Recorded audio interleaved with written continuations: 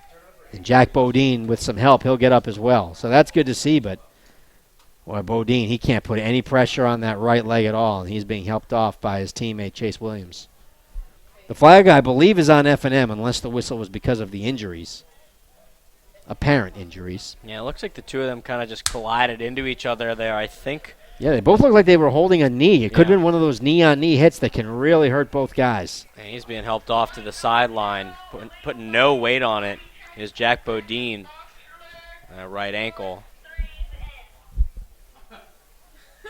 Jorgensen over to the sideline. He's going to serve 1 minute in the box, so man up opportunity, a good one for the Fords. They're going to go body check. Yeah, they're going to have to do it without one of their leading attackers, and Jack Bodine, third leading points getter on this squad, coming into today's game, 13 points in 11 games. And they're already without their second leading point scorer, Isaac Creer, the freshman. I guess that means all eyes on Jeff Geppert.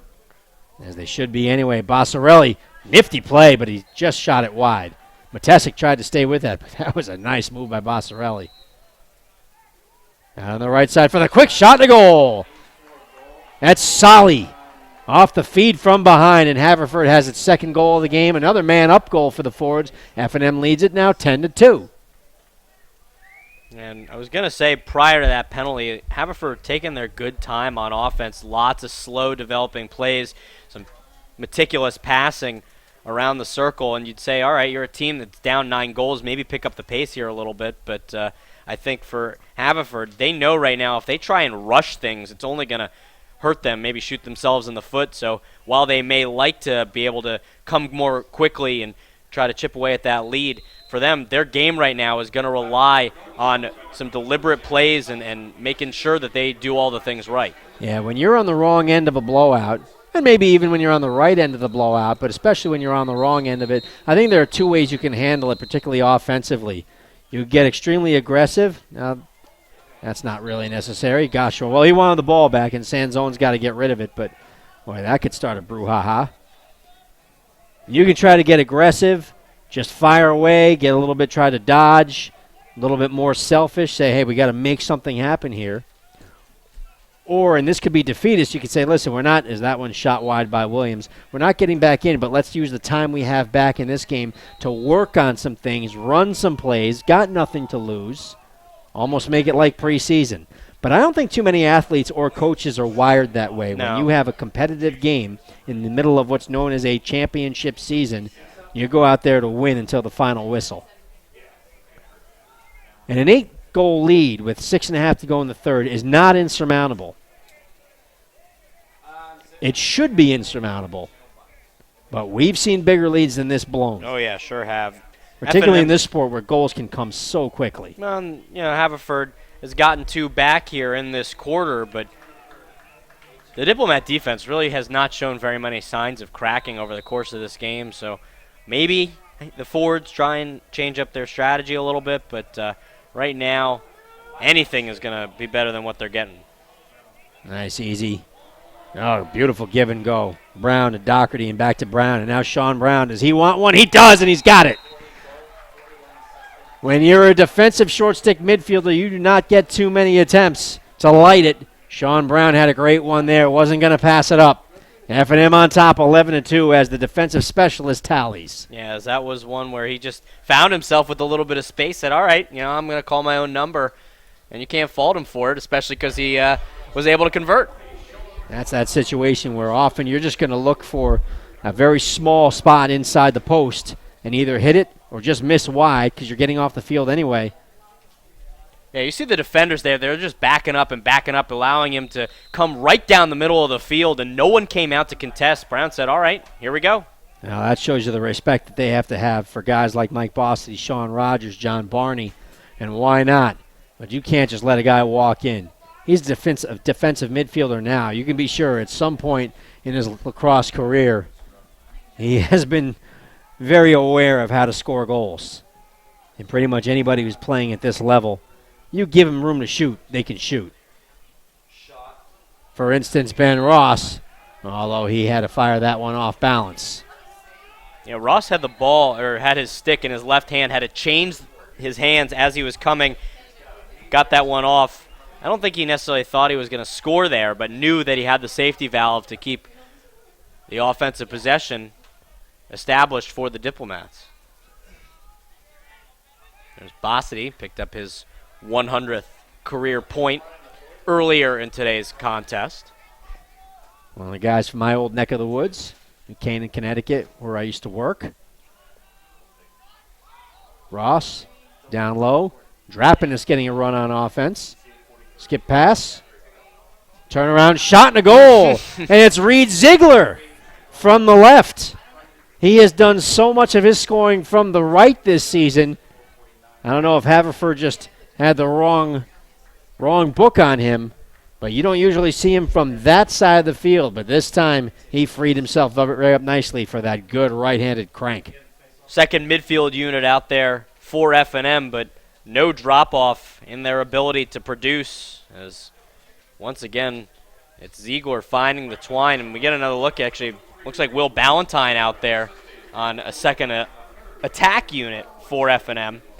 One of the leading scorers for F&M a year ago, and over the course of his career, he is battling some injury problems, and I guess they feel he's healthy enough to be able to go. Hasn't seen nearly as much time. We saw a little bit out of him in the last contest, the non-conference loss to Lynchburg. But I think this is a pretty good opportunity for him to get some significant playing time, see if he can work himself back into the rotation. You see that big leg brace on number 77 out there on that far side wing. Just trying to keep it safe, but we'll see if he can produce offensively as well, the way that he did prior to that injury. And he is out there again with the second midfielders. Teddy Bossity is there, as well as Aviles. And Jack Gladstone getting some run, number 39. That's Teddy Bossity. Fed out in front, missed connection with Aviles, heading back toward the midfield, and scooped up perfectly by Bossarelli. There was a whistle, but they'll let it just keep going, right back into play. Functional equivalent of a play on. I thought that Bossarelli perhaps had stepped over. Not because I saw him do it, because I thought that's what the whistle was going to be. He was perilously close. So Haverford down by 10. 3:40 to go in the third. It's been all F&M. They took advantage and went on top very early. And they have shown no resistance, have Haverford. And that one's taken away at the defense as Malillo comes up with it off the ground. I think he had some help.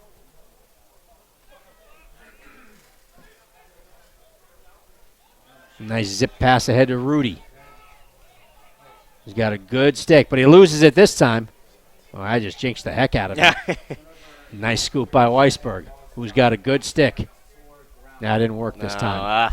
Worth a try. No, this time he just proved me right. Yeah, if you're wrong, then it goes back to F&M, but if you're right, you're just being complimentary. Justin Brendel on the run. For Solly, who's got the last Haverford goal. Gets it back to Gerard, and he'll just shovel it back outside to Geppert. Back down to the attack, Solly. Bossarelli shows for him. Bossellari, I should say. Bossellari got a stick up in the face. Nothing called. Chad Gamble has it. And Doherty, nice roll dodge. And another one, then threw it behind Chad Gamble. It'll stay in play, but Haverford will have it. As Ellis scoops it up, and then he loses it. Boy, there's been a lot of that today. Malillo has it. So far, he's hanging on to it. Boy, the long poles are spending a lot of time with the ball these last couple of minutes. Play on. Haverford has it. Hand is down, back up, down again, and now Geppert can scoop it up. Getting a little crazy out there with 2 minutes to go in the third. And it's taken away again. And unable to keep it in was Doherty, so Haverford at long last will possess. Minute 53 to go in the quarter. This one has not been quite as crisp as the first two. No, they're just keeping things interesting out there. Maybe padding some of the ground ball stats, perhaps. That is a very, very optimistic way to put it. That's me. Glass half full. Dalk flips it to the attack. Or Bossellari to Solly. And back outside for Dalk. Tries to run on Drapinis. There was some help there from Zenobio. Nice check by Malillo. And the double by Drapinis now let him go, and Malillo will do it on his own against Chase Williams. Down low for Basilari. Basilari tries to dump it out in front. It actually got past Malillo, who should have had an easy pickoff. He will scoop it up, and then he looks up the field. And there's Sean Brown. Boy, he has really been all over the field today. Brown on the right. He'll just give it up for the quick crank by the long pole, and it missed over top. Talk about how the defensive midfielders don't get too many chances. That's Nick Wells. And that long pole gets a lot of height on it, which means if you try to bounce it, it's going to go back up a long way. You might have just held on to it a little bit too long, ended up spiking it down. Couldn't quite get the angle on that bounce shot, but no harm, no foul. It'll stay with F&M. Yeah, you want your bounce shots to stay under the crossbar. Sometimes you got to go down sidearm, and that's a lot tougher to do with a pole. Out in front for Bossity. What a feed. What a cut. Bossity coming from off wing there.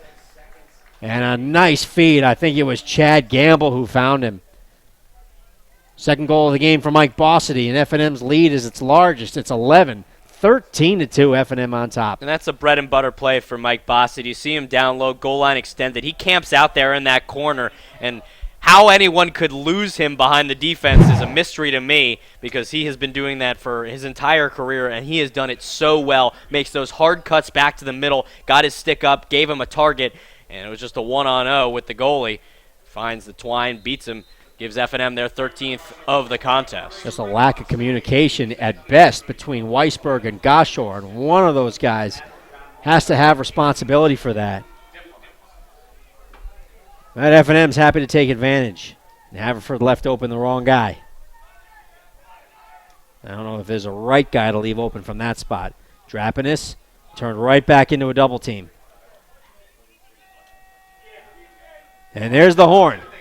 Quarter number 3 is over. Not quite as eventful offensively for F&M. More eventful offensively for Haverford. Finally got on the goal, but a long way to come back in the final 15 minutes. 13-2, F&M leads Haverford. You're watching Franklin and Marshall College Lacrosse at GoDiplomats.com.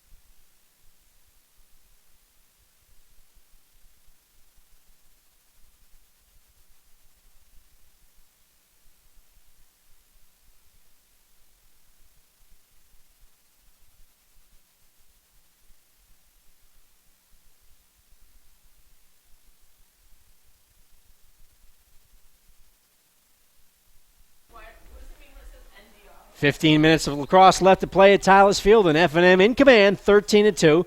They're going to try and finish strong heading into Gettysburg on Wednesday.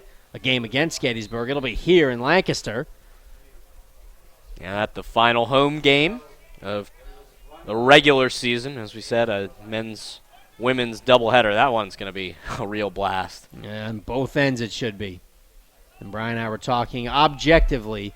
Gettysburg in men's lacrosse should be heavily favored to win that game on Wednesday. Not that they do a line on the game, but anybody looking at it impartially would have to expect Gettysburg to come out ahead. But F&M has had some pretty good games against teams that were better than them, especially late in seasons the last couple of years. Yeah, and F&M is going to be really fighting for a playoff spot. Well, and even earlier this week, going up against a top 10 team in Lynchburg, they had that game in hand going into the fourth quarter, a couple of mistakes, and they weren't able to come away with the W. But, a couple of plays here or there, that ends up being a victory for the Diplomats. So, yeah, as you said, they do very well against some top teams late in seasons. We'll see if they're able to pull off an upset, if we can call it that, going into that last home game. You can. Yeah. You can. To be fair, Gettysburg is a team that was picked to finish fourth in the conference, F&M third. And I have to wonder if Gettysburg has used that low ranking heading into the season as motivation. Well, motivation only goes so far. You got to be good. A little corkboard material. Now, Gettysburg is just shy of Centennial Conference royalty. They have a great, great history. Evan Dorman getting his first extended look, and he's got a couple of shots already here in the fourth. And then the women's game at 7 o'clock. As you mentioned, for about 10 years now, it's been F&M and Gettysburg, Gettysburg and F&M. Both coaches and players, they can say all the right things. Yeah, we have to respect everybody in the conference, and you do. But in the end, it always comes down to those two schools and those two schools only, and this year no different, at least for the regular season. Yeah, and both the Centennial Conference and, in some cases, in the NCAA tournament as well. Nice feed to the front and steered just wide. Really like to see that. I've seen the way Matesic has been moving in his cage today. He's a guy who plays a little bit of hockey in his spare time. He's looking like a goalkeeper out there as well. Fast break for the Diplomats. This time they go to Sean Brown. He's got to give it up. Back outside, and it doesn't connect with Ballantyne. Drapenis has to chase it down. He does. Drapenis has a really good cradle, and they will slow things down. Although Ellis is not slowing things down. He is all over Drapenis, who protects nicely. He's going to have some black and blue marks on him tomorrow. Mike Rama out there on attack for F&M. So they do get a chance to get some lesser-used players out there. Yeah, Will Berry posted up at X, senior on senior day, getting some good time here in quarter number 4. He does have a year of eligibility left. There's Riley Avilas on the change. Jack Gladstone back out there. He has scored this season here at home. See if he can do it again.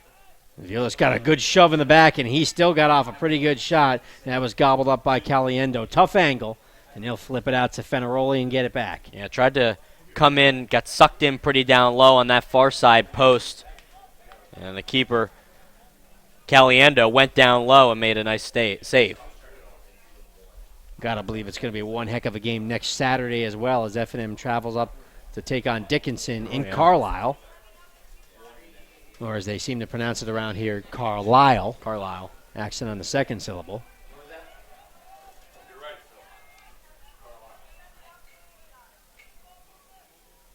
Suppose then they get the mispronunciation, the Lancaster people, if they want to call it that. Lancaster. Yeah.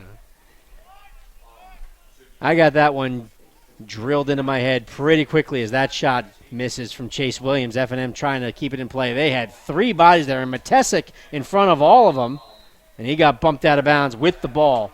So a good play by Basilari to get it back for Haverford. Yeah, my wife wasn't going to let me get away with that. Lancaster very, very... And in fact, even before we moved here, I think. Not to harp on this point too much, but I think back to football season, the first game of the year against Lebanon Valley. You get the pronunciation guide with the names of the players. That was the first time I've ever seen a pronunciation guide for the name of the school itself. It's not Lebanon, it's Lebanon. And we had a good little chat with the broadcaster from that non-conference opponent prior to the game, sort of walking us through how to make sure to pronounce the name of the school and the locale. Yeah, Brian's a guy that I got a chance to talk to the week before about that game, as he was doing the play-by-play for Central Dauphin as they came to Manheim Township, which is right behind my living room. Best seat in the house. Well, you can hear it, but you can't see it, so I actually had to go to the game. And actually, it's kind of a long walk because you got to go through a couple of different paths and roads if you're going to walk there. It's a lot quicker to drive, even though you cover more ground. Well, maybe it's the best seat in your house then. But if you're sitting in your house and you can hear the game, you might as well just go. Yeah, why not? Kind of a tease. That was a good game. A couple of good programs. Down the right side, there goes Ziegler. He scored from the left, now he throws it away. And just laid, literally, right into the crease. Slapping it onto the ground was Chandler Todd, freshman on defense for Haverford. They're also getting some younger players involved. Right to Goshorn. He lets the cavalry go by, scoops it up, and gets it head to Gerard. Most of the offensive starters are still out there for Haverford. Yeah, impressive job there by Goshorn, slamming on the brakes. Trying to do a Hank Stram matriculate down the field for the Black Squirrels, nay the Fords.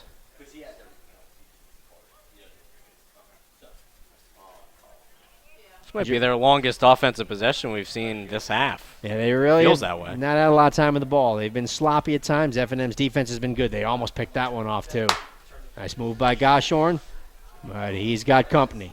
He gets it back outside of Gerard. They move it pretty well. Dorman for Solly, and he works it behind. Another guy falls down. That's Bossolari. Once again gets it up. Both teams have had a lot of that. Falling down but keeping possession. And there's Drapanis with another takeaway. And just a little split dodge. And he gets around Dorman with relative ease. 8.5 to go in regulation. F&M comfortably in front, 13-2. No scoring in quarter number 4 as yet.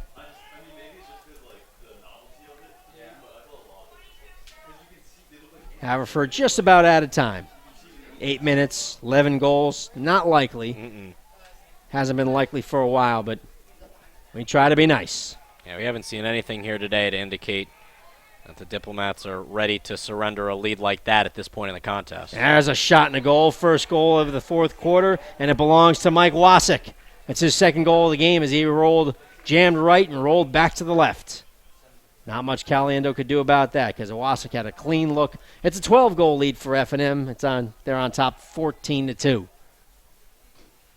Real high shot volume for F&M. 35 goals registered by the Diplomats. We get another look at it in a moment on the replay. F&M now with a new goalie as Jeffrey LaForge is in the cage. I'm sorry, Brian. Yeah, this is just the second game that Jeff LaForge has played for F&M over the course of his career. Is stuck with it, the senior, being rewarded here on Senior Day. Nice to see him playing for Coach Cavallero here at home. A lot of young guys out there. Will Barry, as we mentioned, on attack, taking it wrong and has his stick checked out of his hand. That doesn't happen too often. When it does, you're often confused. Do I go for the stick or the ball? Brendel trying to body off and does a nice job to protect the ball from Gladstone and get himself possession. 7.5 remaining in the game. We can safely call it the game now. Yeah, usually try to go to regulation time or the fourth quarter, but this one pretty well in hand for the Diplomats. Usually you get to that point, you don't want to jinx anything.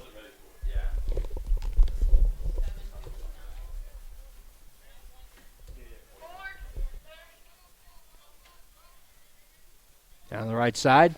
Given up, thrown away. It'll belong to the Diplomats with just under 7 to go. Scott Rux, the freshman, is in on D for F&M. You'll see a lot of new faces out there, new names. Andrew Franchetti.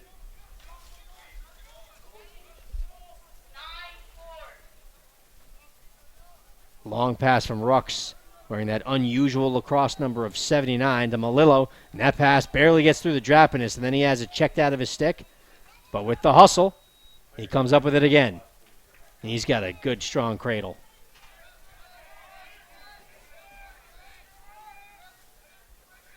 Barry, down low.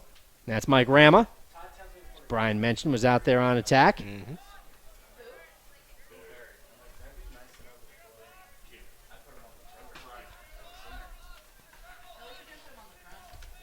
And across to the far side for Wasik. The goal and the assist today. Yeah, that bench very deep for F&M. It's a everybody hits type situation out there today with this very healthy 12th goal advantage. And it's a very different look from a few weeks ago when F&M had the first midfield line on for every shift, offense and defense. Nice shot by Wasik and a big save by Caliendo, kicking out the right foot. And a crease violation on F&M. That'll give it back to Haverford. 5:32 remaining. We've seen those types of saves, split saves, going down to the ground for both these two teams here today. Caliendo for the Fords, Matesic for the majority line share of this contest before being spelled by Jeff LaForge here in the waning moments of quarter number 4. To the far side. Goshorn can't make a play on that one, and it'll go back to F&M. F&M really taking away the middle of the field, forcing long cross-field passes. Yeah, and if you're midfielders or you're defenders, your first responsibility to make some moves is to stop the inside from being open, and it's impressive that they've been able to do that so long here today. Second midfielders out there, Ziegler, Teddy Bossity, and Riley Aviles. This is Teddy Bossity. Down the left. Can't get a shot off. Back to Aviles, makes a nice catch. Passes a little bit low, and Ziegler tried to make a kick save on it. Couldn't do it. That'll give it back to the Fords. As the F&M sideline is told to get back away from the field.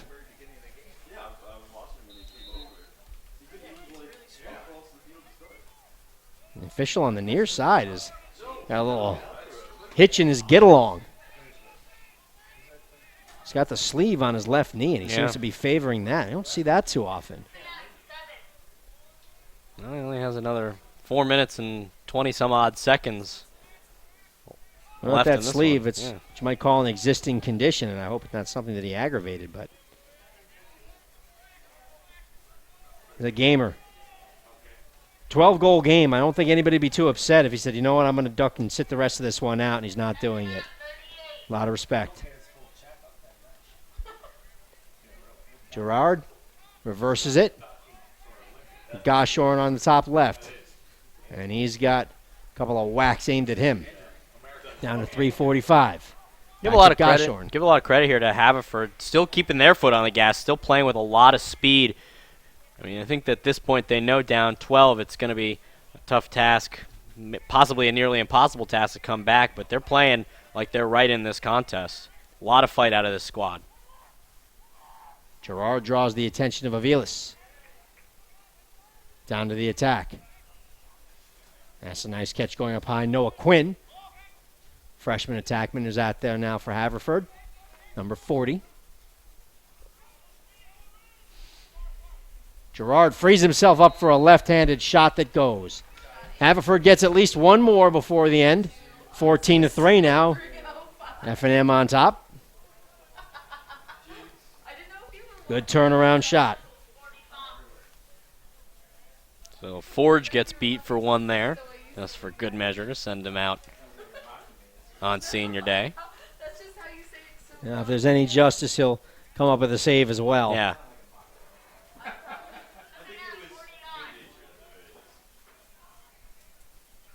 If you're a guy that doesn't play too often, you're out there on attack, you want a goal or an assist. If you're a goalie, you want to save.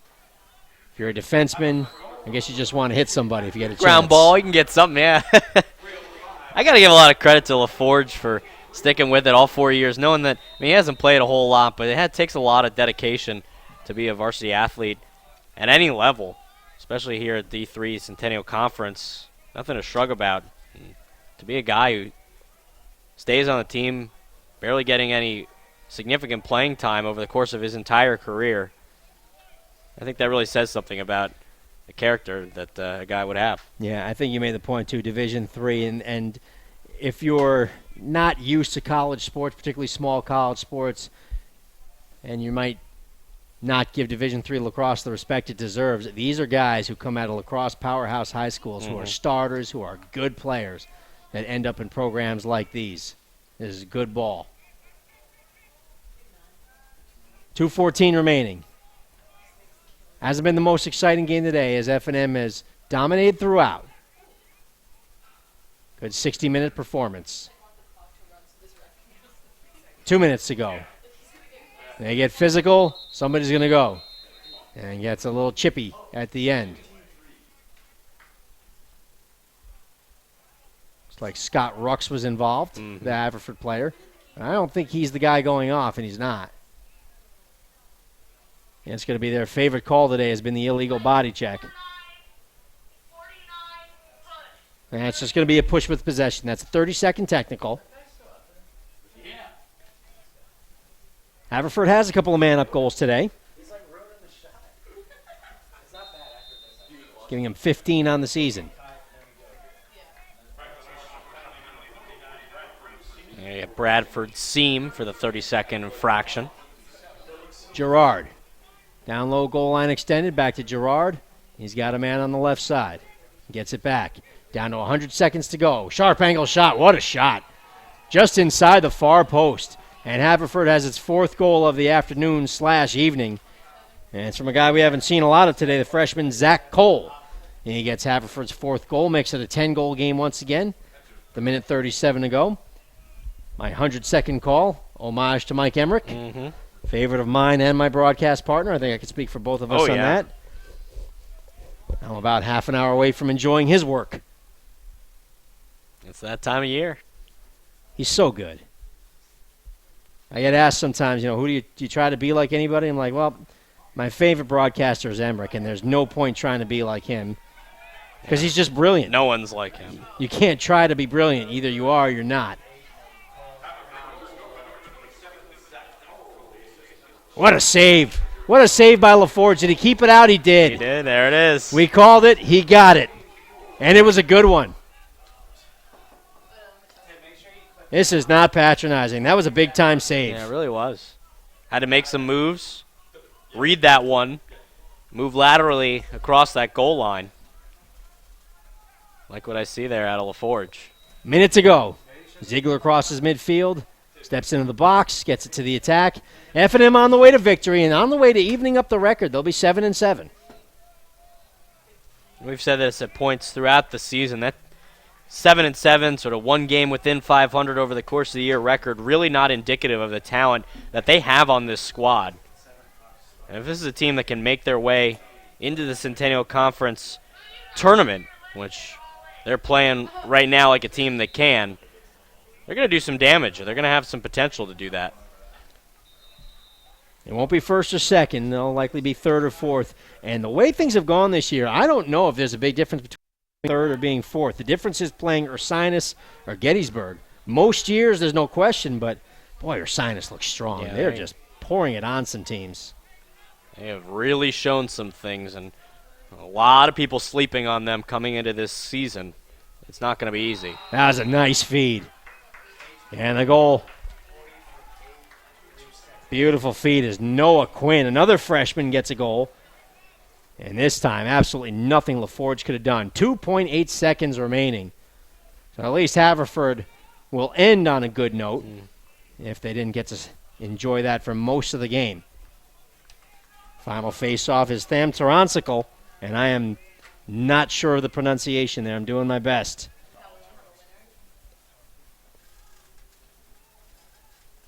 .8 to go.